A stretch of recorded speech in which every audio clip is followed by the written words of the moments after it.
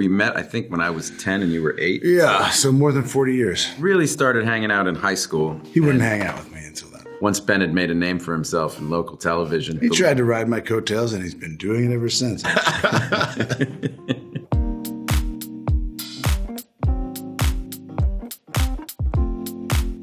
Hi, I'm Matt Damon. I'm Ben Affleck. This is the timeline of our careers together.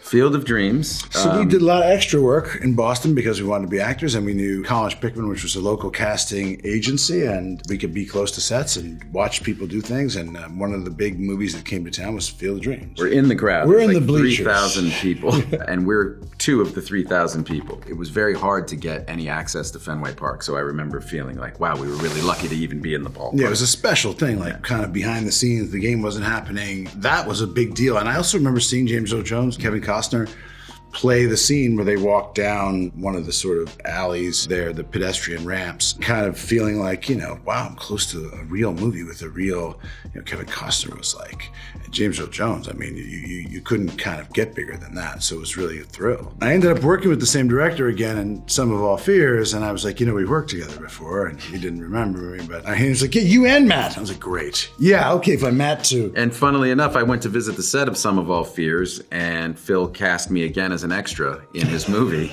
Remember, I put on a waiter's coat and I walked he past. Thought you were suited to it. Yeah, no, you graduated to the lead of the next film that he did, and I still remained an extra. I know who cheated. Who? It was Green. What?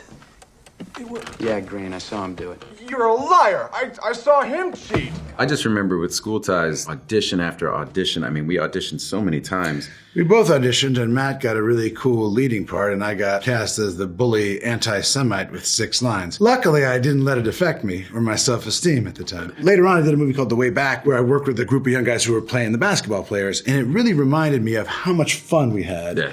Being that team, rehearsing the plays, the camaraderie of the group, and Freddie Francis was the cinematographer, who was this legendary cinematographer, and we met Cole Hauser on that, and Chris O'Donnell, and Anthony Rapp, and Randall Badenkoff, and Shelko Ivanek, who's, was just in The Last Duel. He's somebody we've known who's brilliant. It was a big, big deal for us. They did put us up in a small condo complex adjacent to a dump. So we moved into that place. Because we wanted to get out of the hotel, right. And we realized the amount of money they had on the hotel deal we could take, and we saved like $5 a night by moving to the dump. So we moved to the dump. Felt great to be doing the movie together. It was unclear whether it was a big break, but a lot of those movies... It was a big break for Brendan, actually. Yeah, it was exactly. Really kind of, and Chris O'Donnell got Scent of a Woman after that. When you're a young actor, you always have the sense of kind of who else is auditioning for what and what else is kind of going on. And had a couple of movies like that where you sort of felt like, okay, well, some other people kind of broke, and you were sort of back to like getting your pages faxed to you and, going to your next audition.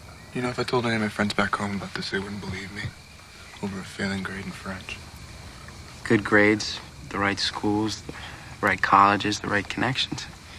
Those are the keys to the kingdom. I remember his screen test because I already had the part. They found Brendan after a long search. I mean, all of us had read for that role multiple times, and none of us were quite right for it. But I just remember Brendan. I mean, we both remember him as just being so kind. And he's just a really good person. You got that sense from Brendan that way. It's like no ego. It wasn't, and young guys can be sort of indistinguishable from chimpanzees, sometimes. And he was kind and gracious, and he could have easily lorded it over everyone that he was the lead and the guy. And I remember he came to my house for like a barbecue, my mom's house in Cambridge, and he just was sweet. I've just liked the guy, and I'm really, really glad for him. Just sitting, digging all the streets at Smokey Joe's Cafe. This chick came walking through the door that I had never seen before. The director really wanted me to have my shirt off. And I remember thinking, how do I say to the director, I don't want to have my shirt off? I was self-conscious about my body, and, I didn't think I looked good, but I was embarrassed to do push-ups in front of the other guys. And now no one's embarrassed, by the way. You go on these sets, and there's like 18 trainers, and it's like, pump, what I mean? There's like weight sets. Everyone just very takes it for granted. At that time, you were supposed to pretend that you weren't vain. There's no pretension to that. We'd like to start off by saying that it is a real pleasure to finally meet you. Absolute pleasure. One of the main reasons that we started this whole thing was to finally meet the guys that do Blunt Man and Chronic. Snoochie booches, huh? It was the first time I had ever played a lead. I had been cast as, bullies and and baddies. So for Kevin to cast me as somebody with feelings, who was sensitive, who had dialogue that was interesting, was huge for me. You gotta respect that kind of display of affection. You know what I mean? Sure, it's crazy, it's rude, it's self-absorbed, but, you know, it's love. It was a $250,000 budget, and I slept on Kevin's couch, and it was like, you got a buddy, this guy Matt, will he be in it? And Matt was better known than I was. He had done Geronimo, he'd been the second lead in School Ties, he'd done a Tommy Lee Jones TNT film also. So that was a great coup to have Matt. But that was a huge role for you. It was a big deal for me. Kevin Smith was really obliging, so he gave me a lot of small parts over the years in movies he was where totally Ben was happy the to lead. exploit Matt's stardom for his own benefit, and so was I. No. You don't owe it to yourself. You owe it to me. Because tomorrow I'm gonna wake up and I'll be 50. And I'll still be doing this shit. That's all right, that's fine. I mean, you're sitting on a winning lottery ticket. I started it in a playwriting class in college and wrote the first 40 pages of it and handed, and we were tasked with writing a one-act play for this by the end of the semester. And I handed this in to the professor, who I really liked, and I said, I think I failed your class because this is not a one-act play, but I believe it's the first act of a movie. He was really effusive in his praise for what I'd done, and he gave me an A in his class, and he said, keep going with this. I showed it to Ben, and I had enough, because of this professor's reaction, I had enough confidence to show it to my friend. And I said, I don't know what to do. Like, I'm stuck with this. And Ben read it and goes, I don't know what to do either, but we should do it together.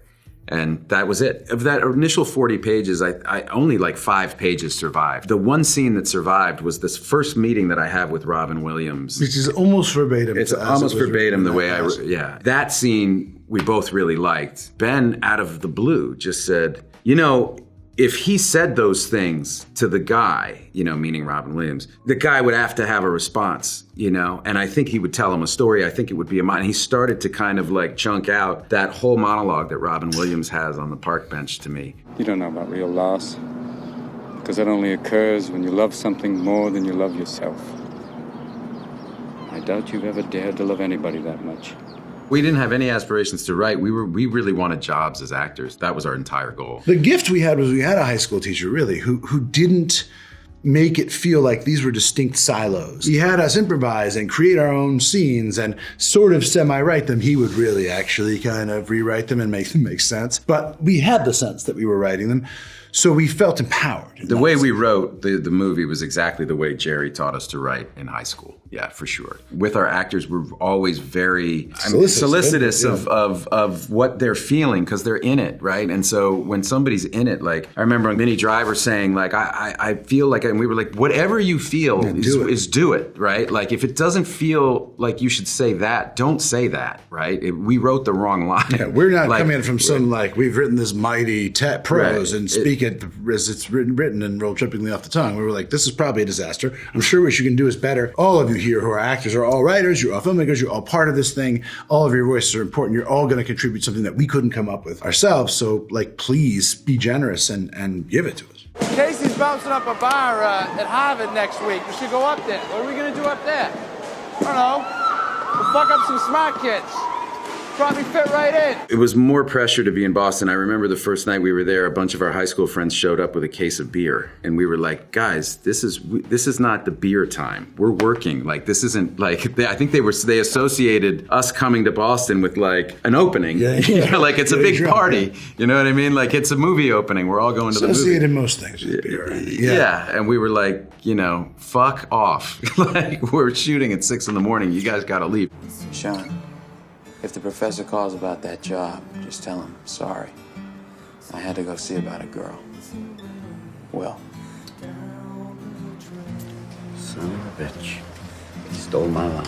Robin would open the door and come out, and he'd find this letter. And I was right next to Gus, next to the camera, and I would say, because we wanted him to, as if he was hearing my voice, right? Said, Sean, if the professor calls about that job, tell him sorry, I had to go see about a girl. So I would say that. And what was scripted was that he just takes a moment and he realizes that I'm gone. And in true Robin fashion, we did 60 takes, we just left the camera rolling, and he kept coming out and kept coming out. And he did something different every single time. And I remember when he said, "Son of a bitch, he stole my line," I grabbed Gus's shoulders, like, I felt him tense up. Like, we both knew. We were like, "Holy shit! Like, what a line! Like, how did we not think of that? Like, that is great." So obviously, it was the whole movie was leading to that line. Like, clearly, we thought this whole thing out, just like we planned it. It was a very surreal experience to go, because the year before we were shooting Good Will Hunting, we watched it in the condo we rented in Toronto with Gus and Casey and Cole. And to go from that experience where, you know, we filled out the sheets and we were betting on who was gonna win, to being in the front row of the Oscars together with our moms in 1 year, it felt like warp speed to suddenly be, and to have Billy Crystal singing a song about us. We were sitting next to our moms, and we won, and we kind of hugged our moms. And I remember how everyone had made such a big thing out of it, as if this was such a novelty. And I remember thinking, being insecure, like, why is it weird that we're bringing our moms? Like, who else do you think we would bring? You know what I mean? Like that, there was nobody else that was going to go. To, you know what I mean? That was it. Of course, our moms were going to go. That really was innocent and not faked. And I remember Alec Baldwin off stage. Oh, yeah. Being like, enjoy this, remember this. Don't, what you have, don't fuck this up. I was like, I can't feel anything. Yeah. Had we been given free will, we could choose to ignore the pain like they do. But no, we're servants. Okay. You know, all I'm saying here is that one of us might need a little nap. Kevin's very focused on the written word, and he's got a very kind of like a cadence that he likes, but I thought it was a really creative, interesting script, and it was a sort of imagining of Catholicism in a very literal sense and also in a comic sense. I was thinking my kids might like that. They have that sense of humor. Kevin's always had the sense of humor of an adolescent. I have seen what happens to the proud when they take on the throne. I'm going back to Wisconsin. We're going home, Loki. And no one, not you, not even the Almighty himself, is going to make that otherwise. It was a really great fun movie, cast, interesting too. movie. George Linda Carlin, Fiorentino, Chris Rock, Alan Rickman. Yeah. It was a really cool group of people to be. Alanis Morissette. Yeah. It was like a fun group of people to just be associated with. It felt special, and it felt like, you know, I was doing that and Shakespeare in Love at the same time, so I had to have the same haircut, and all of a sudden I was doing like multiple movies. I mean, I sit around for a year waiting to be on an after school special, and all of a sudden, you know, I was doing different parts, and it was a very exciting, exhilarating, thrilling time to be 25 or whatever I was. Tongue or lion face? Lion face. Lion face. Ha! Lemon face. Lion face. Ha! Lemon face. Break it down.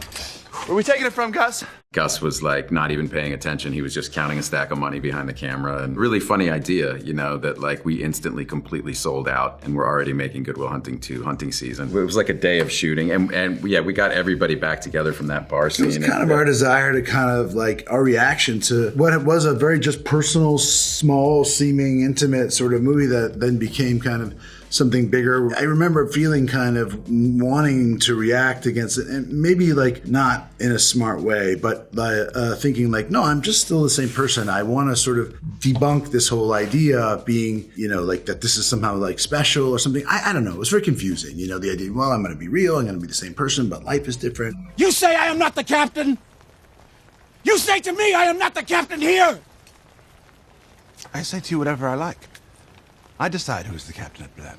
I read the book, and Scorsese had been attached to it for a really long time, and his option had run out. I guess he didn't know exactly what he wanted to do with it. Couldn't crack it, really. Couldn't crack it. And I wrote to Drew Goddard, who wrote The Martian, and in this series of emails back and forth, we kind of came across this idea of making it a story of perspective and telling it from 3 different perspectives, and having her perspective, the person with the least agency, be the person who's the most honest and sees the world really for what it is. And Ben was over for dinner and he's like, "What are you working on?" I'm like, "I don't know, I got this thing." "Well, what is it?" And I explained the idea, and he goes, "That's a great idea. Where's the book?" And I handed him the book, and like the next morning at 7, he called me and he was like, "I want to do it. Let's write it together." And I was like, "Did you stay up all night and read the book?" And he's like, "Yeah."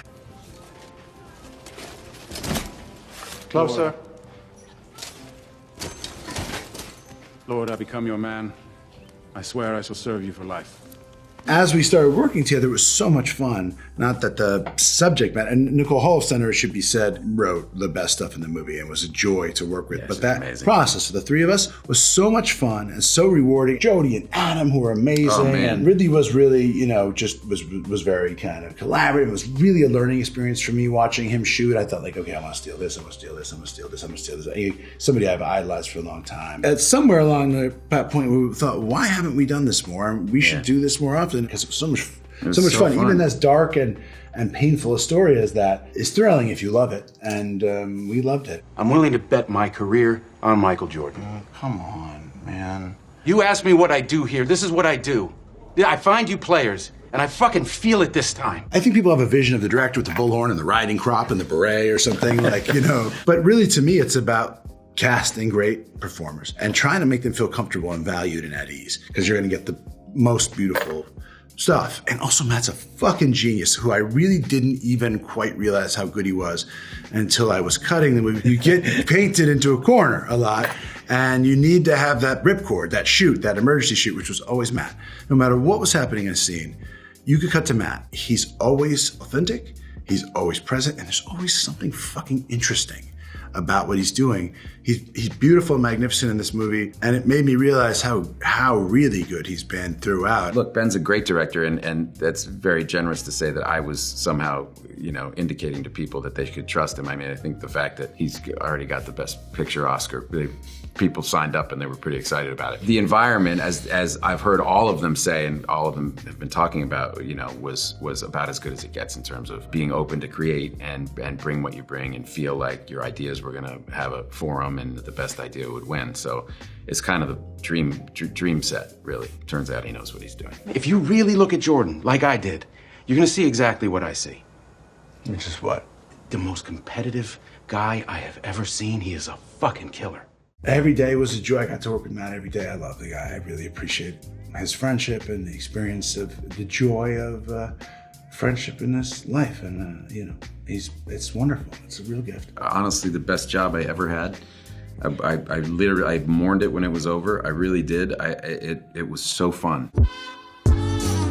At some point, we got convinced of this idea, like, well, you don't want to work together all the time, or you'll become sort of associated with each other, and that's negative. But ultimately, it was sort of like, fuck that. I don't know. Let's work together, because that's the beautiful. That's the and fun. We're getting old, you know, and it's like it's you know, I mean, after my father passed away, like, it really does give you a perspective of, we can now look at the last 20 years and go like, well, the benefit of hindsight, what would we have done differently? And I think we both came to the conclusion that we would have worked together a lot more. Yeah, you hit 50, you might not get 20 more. Life is happening now. You know, it's not the decision you make tomorrow. This is it. This is what we want to do. Right here. Thank you.